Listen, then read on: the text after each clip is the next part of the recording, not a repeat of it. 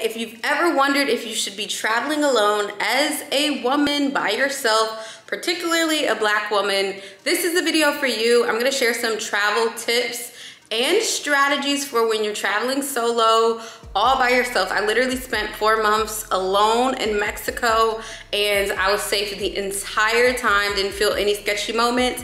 And so with that being said, I'm gonna share with you a long list of things that you can be doing to make sure that you're traveling safely and that you're doing all the things that makes it make sense for you to travel solo. So stay tuned. Hey y'all, my name is Candace and I'm a full-time entrepreneur, and in May of 2021 I picked up everything and literally moved to Mexico from Chicago. Now, one of the best analogies that I have for moving to Mexico is kind of like what it's like living in Chicago. So there are parts of Chicago that are, you know, super duper safe, and then there are parts of Chicago that everybody is like so afraid of, but you know, the average person isn't gonna encounter, you know, crime on their daily journey. Like, it happens sometimes, but it's nothing to necessarily live in fear about. And so one of the biggest things when I got ready to move to Mexico was everybody was afraid for my safety, and they were, you know, a lot of people were projecting their fears on me. They're like, oh my goodness, I hope you'll be okay. And it's like, if you're gonna travel solo, you need to not listen to, you know, people's negativity about you traveling solo and it quote unquote being unsafe. So I'm gonna share with you guys, I promise y'all it's a long list. So I have my phone right in front of me. This is when I was in Mexico.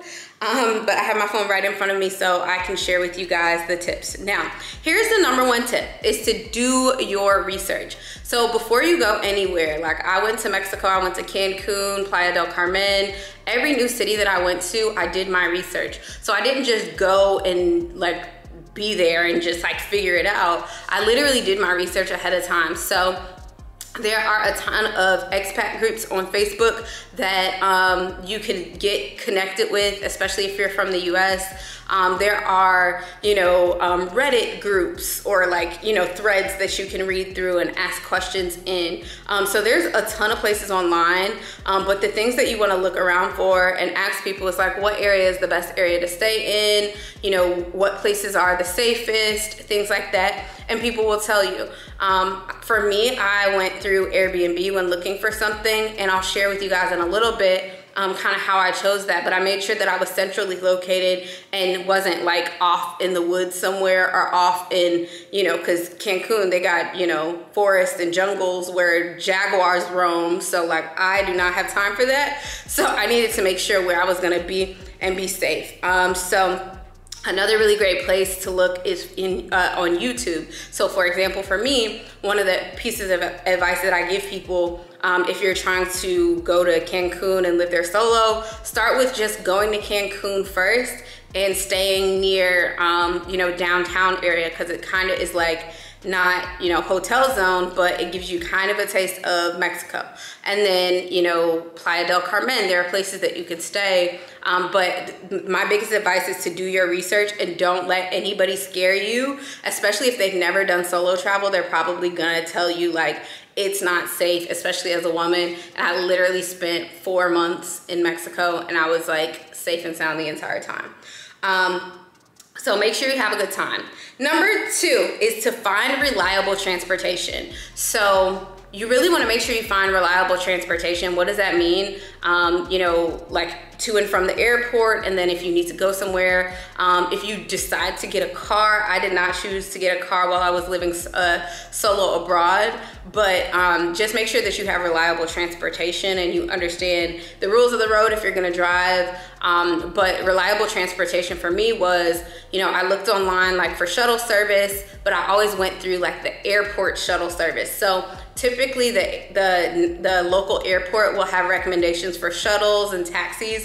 So I recommend like going through them because, you know, those are going to be reliable sources.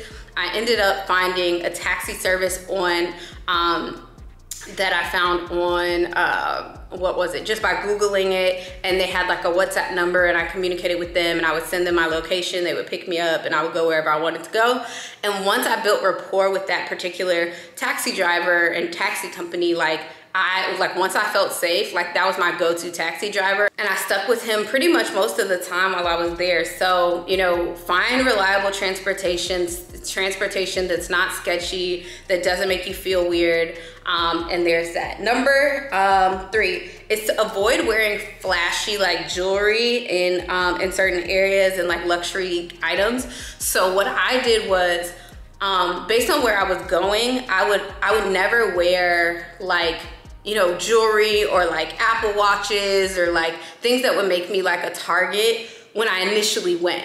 Because I wanted to scope out the scene, see what everyone else was wearing, see what I would be able to wear, and then that's what gave me the go-ahead to say, okay, I can wear my luxury handbags here, I can wear my jewelry here, but there's certain parts that you don't want to venture off into, because a lot of times, especially if you're an American, like people can see you as a target, and if you're in a foreign location. So just try to stay in like highly populated areas, and like kind of touristy places, but just be very mindful that, you know, like you don't want to be too flashy. But once I got to Playa del Carmen, I saw people had Louis Vuitton bags and all this stuff, and I was like, oh, okay, it's good for me to just do my whole thing and wear my luxury goods. I'll be fine. So there's that. Number 4 is to never tell anyone that you are traveling alone. So like when you meet people, just reference your friends, your family often, or if they ask like where you're staying, don't tell them, okay? Like, and just act like, oh my God, I don't even know the area, like I'm so bad at it. Like just don't be so forthcoming with your information, and don't be so forthcoming, like you can tell them the general area, but like don't tell people where you're staying. And also, you know, like I would always be like, oh yeah, I'm going to meet friends, because a lot of times people would ask out of curiosity, like, oh, are you alone? And I'm like, oh no, like I'm going to meet my friends here, oh, let me call them. Like I would just do what I had to do to stay alive, but it wasn't like that. I think a lot of times people ask that question out of curiosity, and not that they're being like mean or like trying to like do anything crazy to you. I think people ask out of curiosity, but just to be safe, like don't tell nobody where you're staying. Number 5 is when you're getting dropped off by a taxi, in the event that you decide you want to take, you know, a taxi like off the street or something, because there were times where I had to take taxis or, you know, like another form of transportation, I would get dropped off nearby my location. So like when you're, basically number 5 is when you're getting dropped off by a taxi, don't get dropped off right in front of your location. Like get dropped down off like a little bit away where you can like walk a little bit, and still be safe, so that people don't know exactly where you live. Number 6 is wherever you decide to stay, make sure that the building has security, okay? So if you're in a hotel, they're gonna have security. If you go to a different, you know, like resort, they may not always have security, but like my Airbnb, when I searched for it, I really wanted to make sure I had a secure place. So ask them, hey, do you have security that guards the door, blah, blah, blah. That type of thing, because it tells you that you're in a more secure place and people aren't just gonna roam into the building. Okay, number 7, if you don't speak the language, try to learn something, right? Because if you don't speak the language, a lot of times not only will they try to get over on you, like in terms of like spending and like vendors and stuff like that, but you know, people will see you as a foreigner and you may seem like a target. Now I'm saying all of this stuff, letting you know that it's like super safe to travel alone, solo, but these are just some of the things that I did to make sure that I, you know, wasn't looking like a target. Okay, number 8 is traveling solo is actually really safe in places like Mexico, but you have to be vigilant and make wise decisions. So be vigilant, make wise decisions. Just like if you're in a New York, Chicago, LA, you're not gonna be walking at 3 o'clock in the morning down an alley by yourself, right? Like you're also maybe not gonna be, you know, doing a ton of stuff alone at night in the dark by yourself, right? Like, so you wanna make sure that you're just being mindful. Like, you know, this is a number, this is one later, I'll just use it now.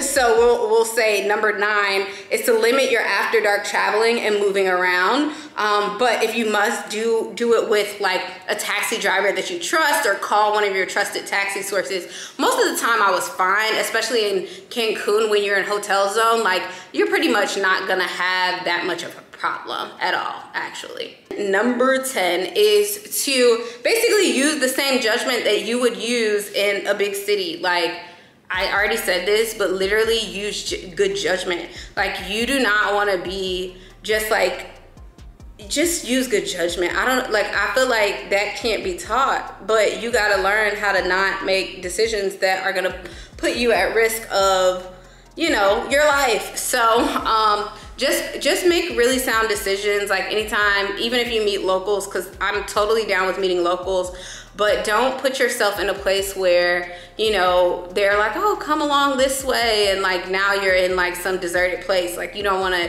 like, because a similar situation like that happened to me when I was in Barbados, where the locals, they were super nice. Granted, I was with a friend, and we met like these really nice like guys who were trying to give us you know, the little jet ski situations. But while we were there, they were like, oh, we're gonna show you this part of the beach that's really nice. And it was like weird because they took us to this deserted area of the beach, and we're like, no, we wanna go, like, it's time to go. But had like one of us been alone, like, who knows what could have happened. So just be very conscious and vigilant. Like, I was probably like 24, 25 when I went to Barbados, and now I'm 30. So I just, you know, I move a little different. Okay, and then number 11 is to always carry cash, both US dollars and the local currency. So, you know, the last thing that you want is to have your, like, you don't want to have a whole bunch of cash, right? But you don't want to have to need something or need transportation or have an emergency situation and then you don't have cash, or you need to get home and, like, you know, let's say, you know, you're out and you need to get back to where you're staying and you don't have cash for whatever reason. And, you know, because what happened to me in Mexico was most of the taxi drivers take like credit card, but sometimes their service wouldn't work that great. So it was almost like, well, I can't take you because my card reader isn't working. So do you have cash? And then I would have been stranded. So it's just important to make sure that you have that in place. I don't even know where we're at right now. I think we're on number 12. So forgive me if my numbers are off. So number 12 is make friends with the locals. Like, make friends with the locals. Like, local people to where you're at, they're always gonna be nice. They have the best recommendations. They have the best, you know, like food recommendations. But when you're there, like, making friends with the locals will help you understand what areas are safe, what areas are not, things like that. And, you know, they may even be willing to do you like favors and things like that. Number 13 is that if you are going to use a ride sharing app like Uber or Lyft, make sure that you share your location with people who you trust. That's something really great that you can do, and it's very easy to implement. And then also share your itinerary with someone at all times. Always have, you know, emergency contact, but make sure you share with them, you know, where you're gonna be. Like, if you're going somewhere and you feel like it's a little sketchy, or maybe like something's happening, you know, send them a message. Like, let them know, like, hey, I'm traveling here. I feel a little, you know, it may be a little sketchy right now. Don't worry, but, you know, here's my code word if something goes wrong, right? Especially if you have iPhone. I'm sure Android has something where you can track people, but I think it's like Find My Friends or something like that. But make sure that you get that so that people know where you're at any point in time, so that you're not in trouble. So I really hope you guys enjoyed this video. Don't be afraid to travel solo. It's kind of one of the best things to do ever. So I hope you guys enjoyed this, and I'll see you on the next video.